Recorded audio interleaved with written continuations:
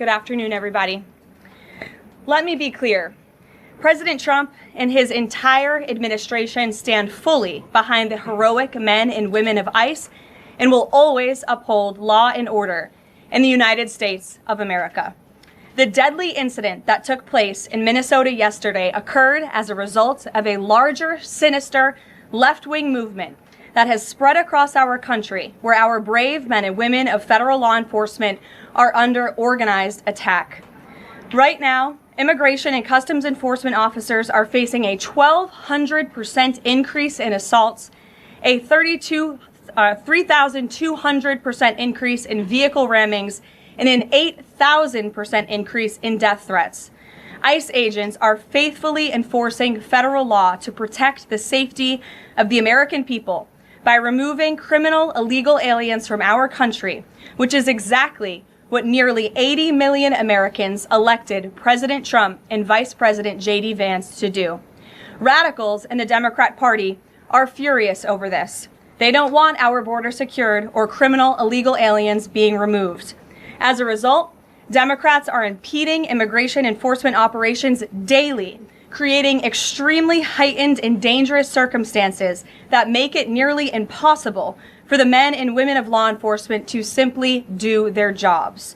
Democrats are calling to defund federal law enforcement agencies who are protecting public safety. And Democrats are calling to abolish ICE and defund the police. That will never be allowed to happen under this president and vice president. The Trump administration will redouble our efforts to get the worst of the worst, criminal illegal alien killers, rapists, and pedophiles off of American streets.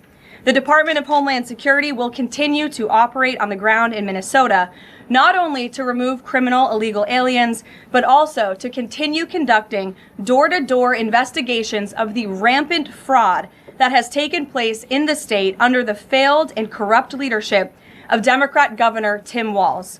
Taxpayers have been ripped off to the tune of billions of dollars in this one state alone, and that is going to end, and people are going to be held accountable. The Trump administration has activated thousands of federal agents, doubled the number of U.S. attorneys in the DOJ office in Minneapolis, and surged resources to hold fraudsters accountable and demand justice for law-abiding American taxpayers and citizens across our country. And that's what brings the Vice President out here with me today to discuss all the Trump administration is doing and to make an additional important announcement on this front. So please, Mr. Vice President, will be joining us now. Thank you, Carolyn. Thank you. Great. Well, good afternoon, everybody. And I want to echo some of what Carolyn said about what we're doing to combat the rampant fraud that exists in our immigration system, thanks to failed politicians and thanks to people who allowed the American taxpayer to be taken advantage of for far too long. I think it's important to understand why this matters to the American people. I am a father of 3 young kids, a lot of people in my generation. What is that going on there? Is that normal? Okay. CNN installed this broken camera just to throw me off my game, but it's not going to work. So here's the simple fact here. If you're a young parent struggling to afford childcare in the United States of America, there are programs that we have to make it easier for your kids to get in daycare, for your kids to get in preschool. Those programs should go to American citizens, not be defrauded by Somali immigrants and others. Make it hard for you to get the access to the resources you need. But number 2, making it easier for people who shouldn't even be in this country to fleece the United States and our taxpayers to begin with. We have actually activated a major interagency task force to make it possible to get to the heart of this fraud. We have Department of Agriculture resources that are focused on SNAP fraud so that people who need food benefits can get them, but illegal aliens and other fraudsters don't. We have over 1,500 subpoenas that the Department of Justice has issued to get to the heart of the fraud ring. We've done almost 100 indictments, mostly Somali immigrants, but also a few others. And of course, we're looking in with broad investigatory authority to a number of the instances of wrongdoing that we've seen in Minneapolis, but we also want to expand this. We know that the fraud isn't just happening in Minneapolis, it's also happening in states like Ohio. It's happening in states like California. And so what we're doing in order to help coordinate this remarkable interagency effort from the Trump administration, but also to make sure that we prosecute the bad guys and do it as swiftly and efficiently as possible, is we are creating a new Assistant Attorney General position who will have nationwide jurisdiction over the issue of fraud. Now, of course, that person's efforts will start and focus primarily in Minnesota, but it is going to be a nationwide effort because, unfortunately, the American people have been defrauded in a very nationwide way.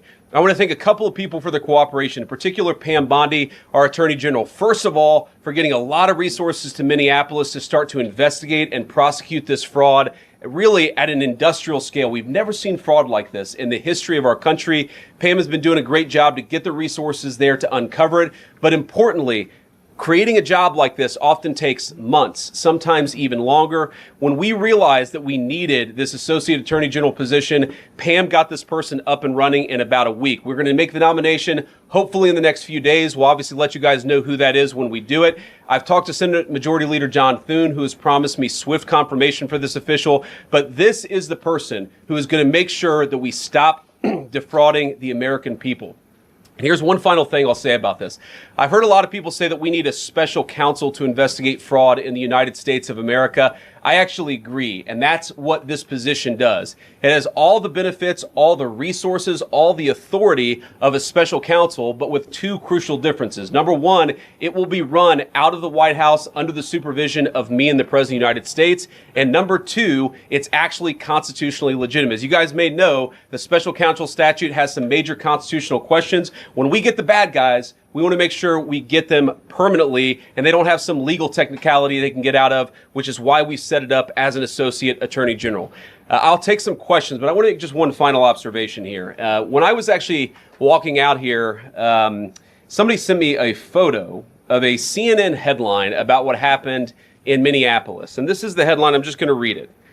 Outrage after ICE officer kills U.S. citizen in Minneapolis. Well, that's one way to put it, and that is the way that many people in the corporate media have put this attack over the last 24 hours. And I say attack very, very intentionally because this was an attack on federal law enforcement. This was an attack on law and order. This was an attack on the American people. The way that the media, by and large, has reported this story has been an absolute disgrace, and it puts our law enforcement officers at risk every single day. What that headline leaves out is the fact that that very ICE officer nearly had his life ended, dragged by a car 6 months ago, 33 stitches in his leg. So you think maybe he's a little bit sensitive about somebody ramming him with an automobile? What that headline leaves out is that that woman was there to interfere with a legitimate law enforcement operation in the United States of America. What that headline leaves out is that that woman is part of a broader left-wing network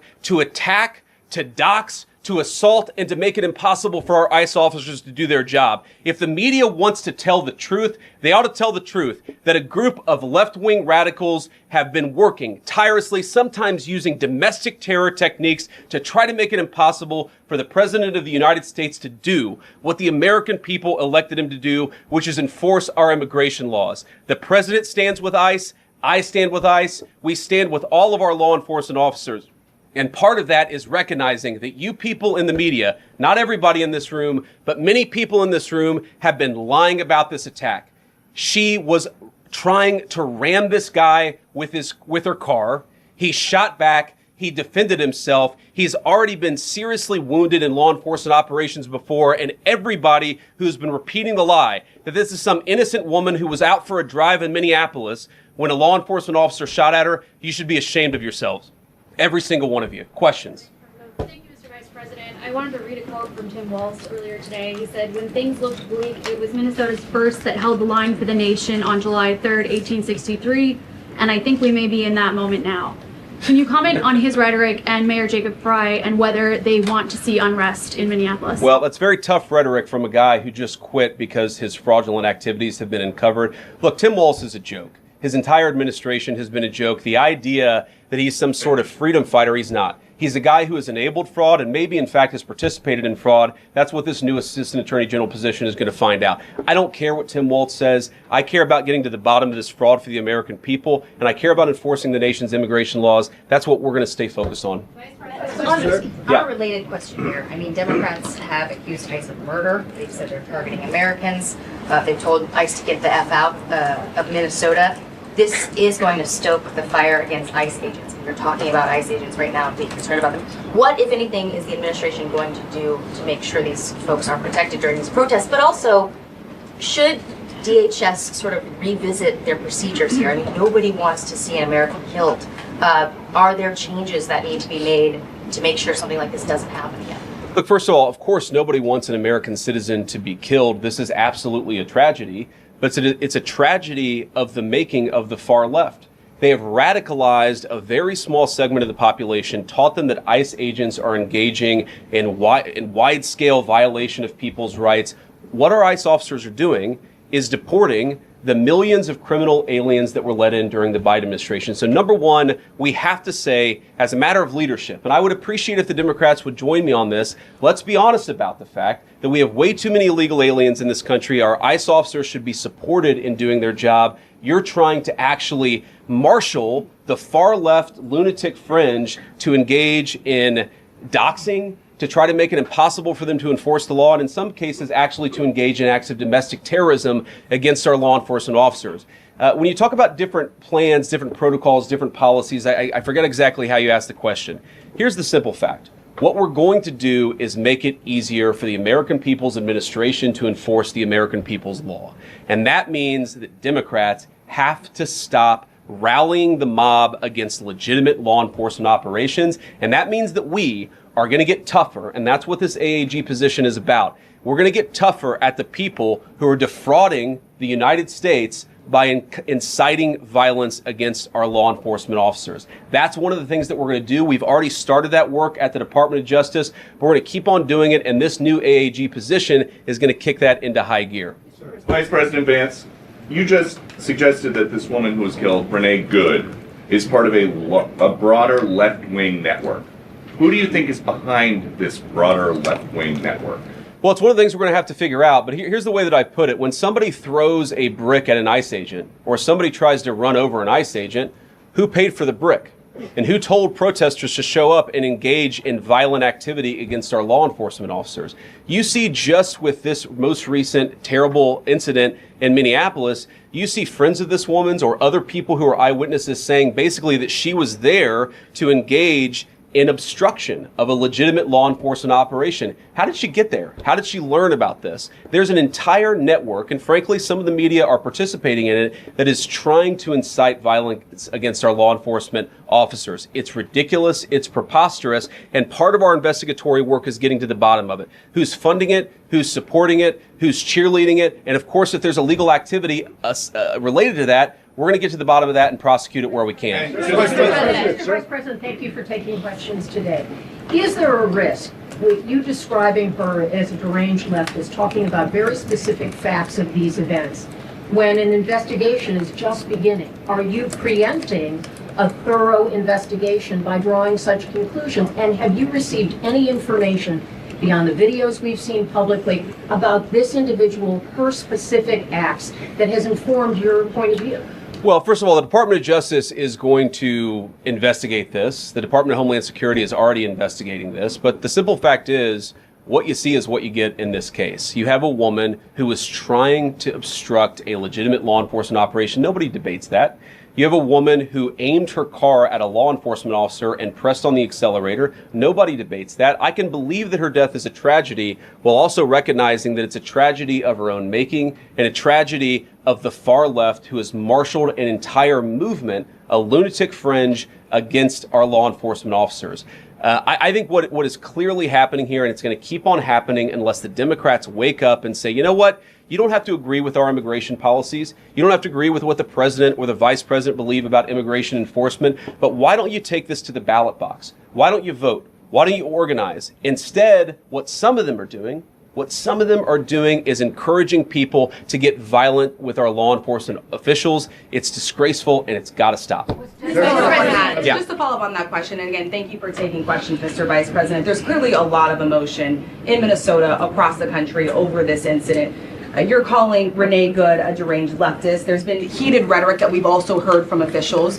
What responsibility do you and the president have to diffuse some of the tension that we are seeing play out in Minnesota, bring down the temperature as this investigation is unfolding?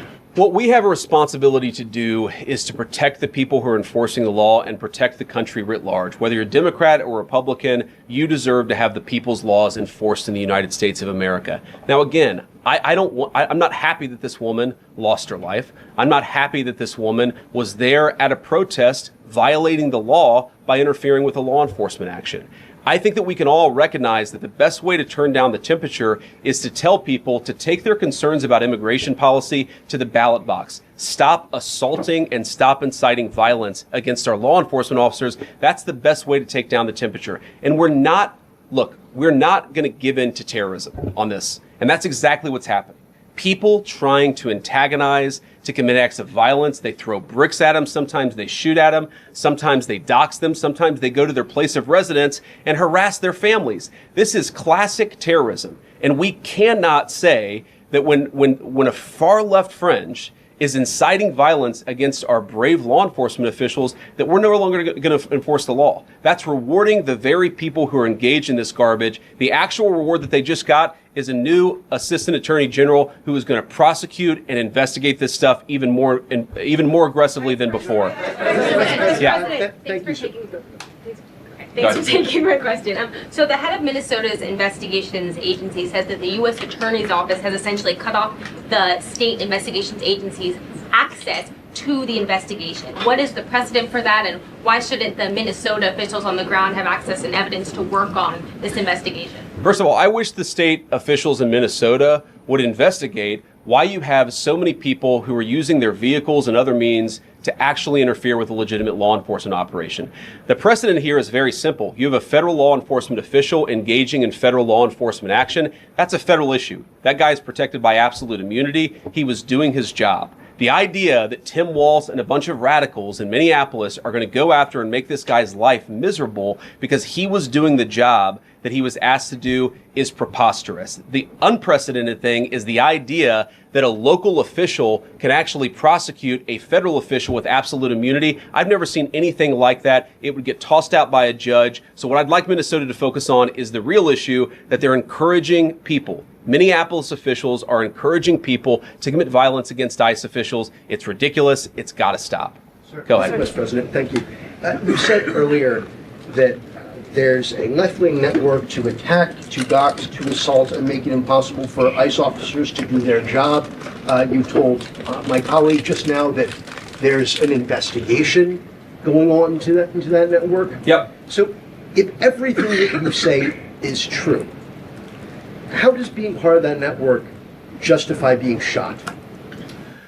Well, being part of the network doesn't justify being shot, but ramming an ICE officer with your car, that's what justifies being shot. It's not a good thing, by the way, but when you force somebody to engage in self-defense, it's almost a preposterous question. I'm not saying that funding some of this stuff justifies capital punishment. Nobody would suggest that. The reason this woman is dead is because she tried to ram somebody with her car and that guy acted in self-defense. That is why she lost her life. And that is the tragedy. Now, there may be other violations of the law and other penalties that are associated with those violations of the law. For example, if you are funding violence against our law enforcement officers, I'm not a prosecutor. My guess is that's not the sort of thing that earns capital punishment, but it should sure as hell earn you a few years in prison if you're funding the effort to try to assault our law enforcement officers. I'm sorry, guys. What's going on here? You guys are meant to report the truth. How have you let yourself become agents of propaganda of a radical fringe that's making it harder for us to enforce our laws? You just asked me a question that presumed that the reason why this woman died is because she was engaged in legitimate protest. She tried to run somebody over with her car, and the guy defended himself when that happened. Next question. The investigation is still ongoing. I said next question. Mr. Vice President, I mean, you presumably watched the video yourself. There's not the slightest doubt in your mind, having viewed it, that the victim, you still believe that she deliberately tried to ram him despite seeing this video? Look, I don't know what is in a person's heart or in a person's head, and obviously we're not going to get the chance to ask this woman what was going on. What I am certain of is that she violated the law. What I'm certain of is that officer had every reason to think that he was under very serious threat for injury or in fact, his life. What I'm certain of is that she accelerated in a way where she ran into the guy. I don't know what was in her heart and what was in her head, but I know that she violated the law, and I know that officer was acting in self-defense. It raises an interesting point, though. Look, if people want to say that we should have a legitimate debate about, what was she really doing, right? Was she panicking when she drove into this officer, or was she actually trying to ram him? That's a reasonable conversation. What's not reasonable is for so many of you to plaster all over the media that this was an innocent woman and that the ICE agent committed murder, which is what many of you have said explicitly and some of you have said implicitly. That's what I have an objection to. The idea that this was not justified is absurd, and I think everybody knows it in their heart. Yeah. Mr. Vice President, in the green jacket. Taking down the temperature, it seems like political violence is ratcheting up and riots could be around the corner. What steps does the administration have planned to try to unite America? Average people on both political sides are so tired of fighting with each other, and I think all the journalists in this room could agree with me that we don't want to be part of the problem. Do you have any words to unite America? I know you don't want to be a part of the problem, and I think that's true of a lot of you. I'm not sure it's true for everybody, because the reporting over this has been one of the biggest scandals I've ever seen in media. I've never seen a case so misrepresented and misreported when you have a guy who is defending himself and is now being treated as some sort of federal assassin by so many of the people in this room. First of all, let me say about crime. You mentioned violence. One of the things we're proudest about is that you saw violent crime over the last year drop by 20%.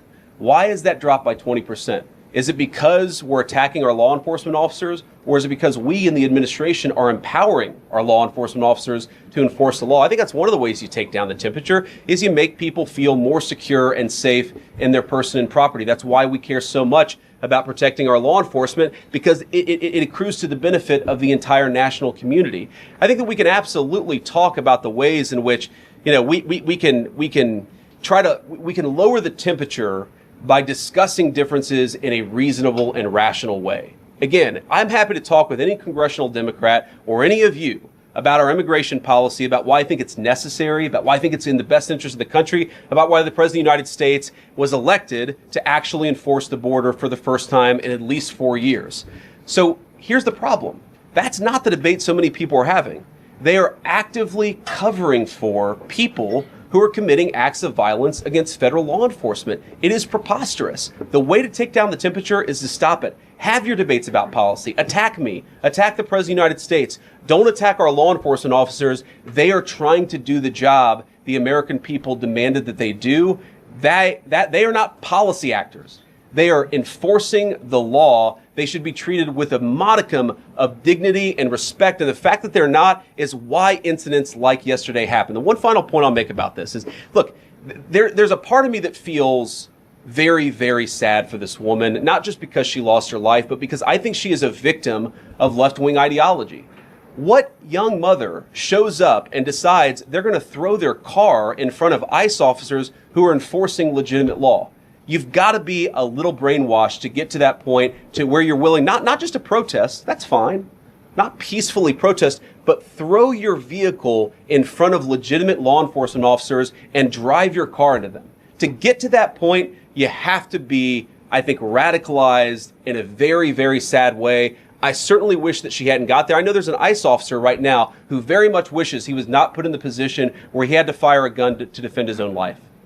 Yeah. Thank you, Mr. Vice President. What's your message, following up on that, what's your message to the leaders in Minnesota, the governor of Minnesota, the mayor of Minneapolis, to calm down the situation on the ground, on the streets? What's your message also to those protesters who saw that video in a completely different way than you saw that video? Well, first of all, I think if you watch every angle of that video, there is one angle where if you squint, you can maybe tell yourself that it's not clear what happened. But when you look at all angles of that video, it is very clear that her vehicle went right for the guy. She actually collided with him. And then that's, of course, when he fired his shots. That's obvious, okay? So what I'd say to the protesters is, by all means, protest peacefully, but make this about ideas. Make this about disagreement with our policy. Don't use your protest as a justification or an encouragement for people to go and incite violence and participate in violence against our law enforcement officials. To the people on the ground in Minneapolis, meaning the local officials in Minneapolis from Tim Walz on down, I'd say, look, why can't you just disagree with a given piece of immigration policy without turning law enforcement into the enemy? And think about, for example, a criminal law where a police officer goes and arrests somebody because they violated a criminal law. If you're mad about that, go and protest the politician who passed that law. Don't attack the police officer who's just doing their job. We had a wide open border under Joe Biden. I happen to think it's a good thing the President of the United States has closed it down. If you think that's a bad idea, criticize this administration for a policy decision. Don't attack our people for enforcing the law, because I guarantee you go to ICE, there are black people and white people, there are Democrats and Republicans, they are patriotic Americans who are trying to enforce the law. Attack me, lay off of our ICE agents. Yeah, in the blue, all the way, yeah. Yep, thank you, Mr. Vice President. You called on Tim Walz to resign. Can you lay out the case as to why he should step down? Well, look, I think Tim Walz should resign because it's very clear either that he knew about the fraud in Minneapolis, he knew about the welfare fraud, or at the very least he looked the other way. I mean, this is not this is not like Lex Luthor, right? This is not movie villain fraud. This is the lowest IQ possible fraud. This is, we're going to take we're going to take the absence of kids and set up a daycare center where there are no children, and we're going to call our early childhood education center the Quality Learning Center. By the way, if you can't spell learning, maybe you shouldn't be in early childhood education. But people got rich off of this. We know that there were schools who either had no enrollment or at least they overstated their enrollment. Tim Walz, either it was unbelievable incompetence or he was in on the fraud. That's one of the things we're going to get to the bottom of. Sir. Thank you, Mr. Vice President. Can you explain the difference between this Associate Attorney General and a special counsel? And do you envision this being a permanent position or having more of a limited scope? Well, it's going to be permanent until we get to the bottom of what's going on. So I think it's going to last for at least the remainder of the administration. What's different about it from a special counsel is, if you remember, the Jack Smith case where the special counsel was found unconstitutional, one of the big issues there is that that person was not an appointed person, completely aside from all the other issues that the person was a lunatic and that the case had no merit. There was a fundamental constitutional issue, which is that he had not been appointed by the president and he had not been confirmed by the United States Senate. An assistant attorney general, what that's going to allow us to do is appoint this person, have them confirmed by the Senate. That's one difference. The more substantive difference is that this person is going to be part of a very broad interagency White House that's being led from the President of the United States on down. And that's going to give him the resources, the access to material and information to make this person more effective. I think a lot of people have asked, how are you really going to get to the heart of the fraud? We've been asking ourselves that question for the past couple of months, and we think this is the critical piece at the Department of Justice to really ramp this fraud investigation into high gear. In the red tie, yeah. Vice President Vance, I wanted to ask, what's your message to far leftist agitators who feel emboldened to obstruct ICE activity in Minnesota and around the country? Well, I think they shouldn't feel emboldened because now they have an assistant attorney general who is going to prosecute and investigate their fraud and their violence more aggressively than it has ever been investigated in the United States of America. We are doing so much to try to find the financing networks and the domestic terrorism networks that legitimate this violence, that fund this violence, and that, of course, engage in the violence. These people should not feel emboldened because they have, for the first time, maybe in American history, an administration that is not going to tolerate political violence of any kind from anywhere. Yeah. It's not clear today that the entire weight of the federal government is behind these ICE agents and this ICE agent in particular.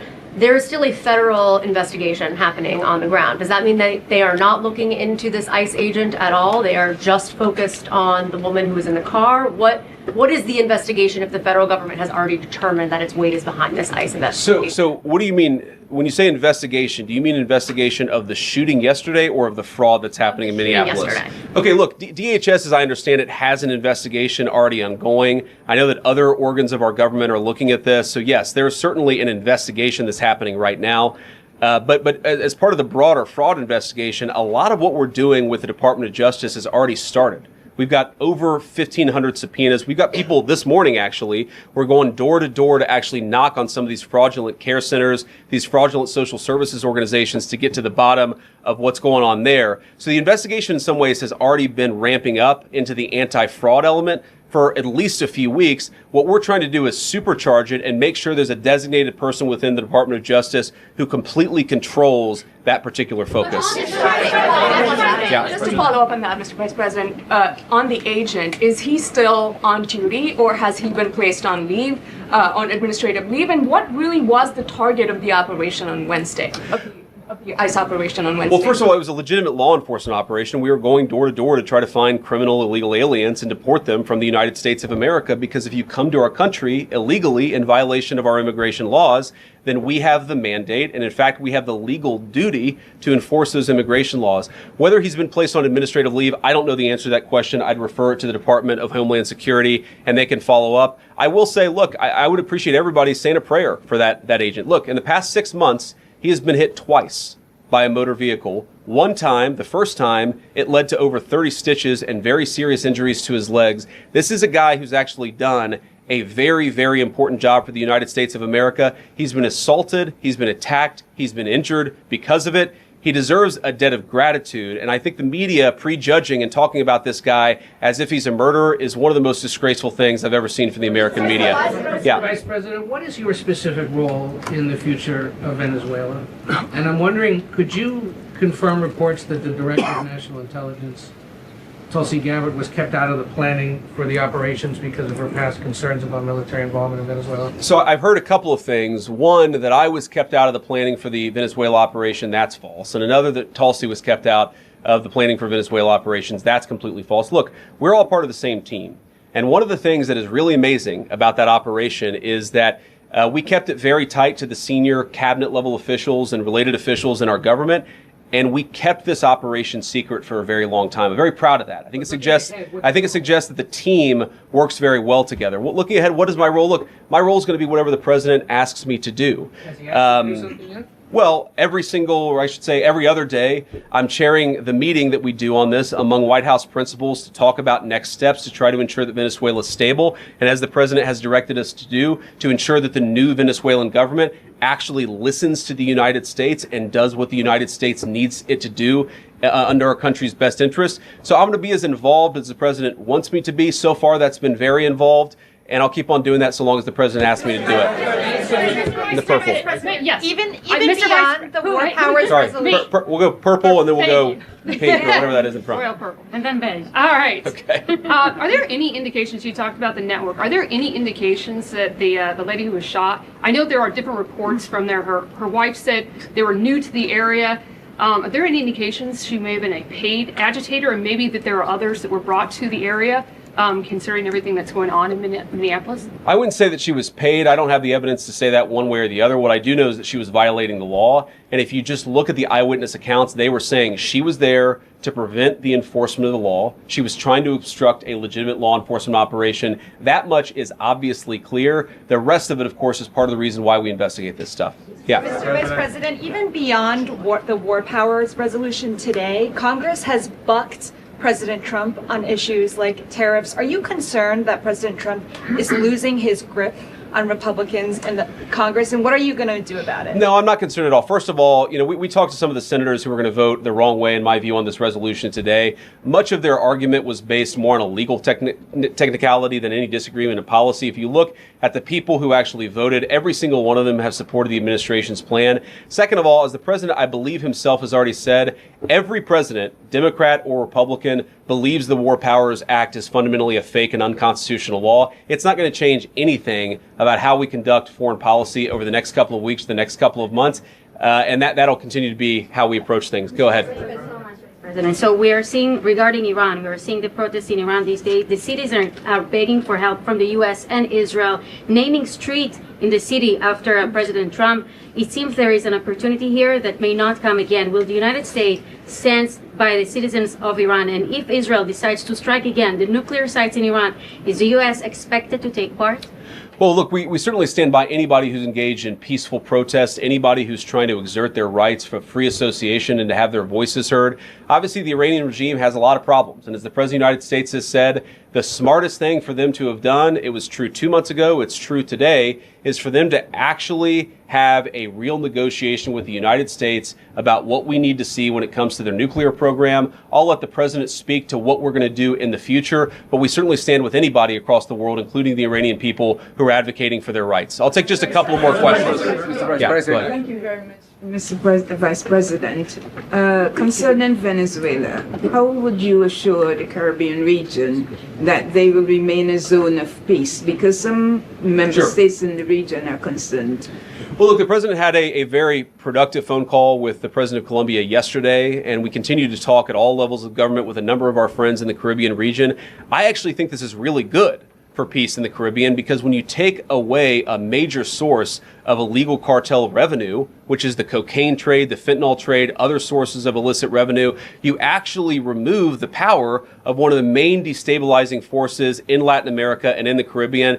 I really do think, look, we say it all the time, this is the President of peace. One of the ways that you establish peace in your own hemisphere is to make it clear that the United States is going to be respected, that the United States is willing to take power away from criminal cartel organizations and give it to legitimate governments. That's how we see the future of the Western Hemisphere, and we think it's going to be much more peaceful than it was certainly under Joe Biden. I'll take one more question. Go ahead. Mr. Vice President, thank you. On Greenland, do you have a message for European leaders? Many in Europe reject the idea that the island could be for sale. Well, first of all, Secretary Rubio, I believe, is meeting with the leaders of Denmark and Greenland next week. I want to say it is, but maybe it's the week after that. We'll continue to deliver some of these messages in private, some of them in public. But I guess my advice to European leaders and anybody else would be to take the President of the United States seriously. What has he said about Greenland? Set to the side the crazy overreactions that I've seen from the press and from certain people in Europe. What has the President said? Number one, Greenland is really important, not just to America's missile defense, but to the world's missile defense. Number two, we know that there are hostile adversaries that have shown a lot of interest in that particular territory, that particular slice of the world. So what we're asking our European friends to do is to take the security of that landmass more seriously, because if they're not, the United States is going to have to do something about it. What that is, I'll leave that to the President as we continue to engage in diplomacy with our European friends and everybody on this particular topic. And again, thank you all for listening. Thanks for taking questions. And I just ask you, look, this is politics, and often Republicans and get in arguments with the press about things. And I understand that. I think it's really irresponsible for you guys to go out there and imply or tell the American people that a guy who defended himself from being rammed by an automobile is guilty of murder. Be a little bit more careful. We're going to talk about toning down the temperature, which I know the President wants to do, and I certainly want to do. One of the ways we tone down the temperature is to have a media that tells the truth. I encourage you all to do that. God bless you. Happy New Year, guys.